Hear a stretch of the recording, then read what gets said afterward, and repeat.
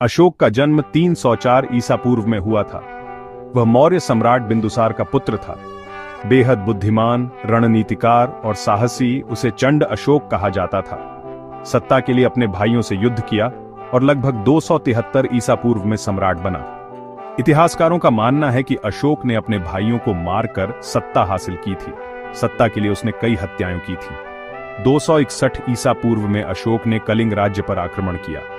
युद्ध में 1 लाख से ज्यादा लोग मारे गए और लाखों घायल हुए। यह युद्ध अशोक के जीवन का सबसे बड़ा मोड़ था। कलिंग युद्ध के बाद अशोक ने पहली बार युद्ध की भयावहता को महसूस किया और वह मानसिक रूप से टूट गया। अशोक ने बौद्ध भिक्षु उपगुप्त से दीक्षा ली, हिंसा त्यागी, बौद्ध धर्म अपनाया और धम्म का प्रचार शुरू किया।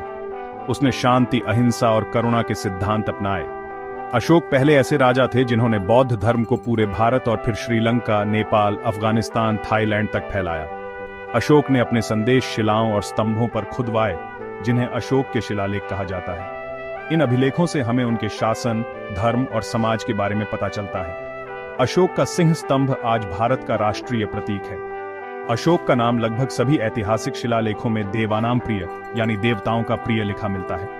राजा अशोक हमें सिखाते हैं कि एक शक्तिशाली व्यक्ति भी अगर चाहे तो हिंसा से शांति की ओर बढ़ सकता है। उन्होंने इतिहास बदल दिया।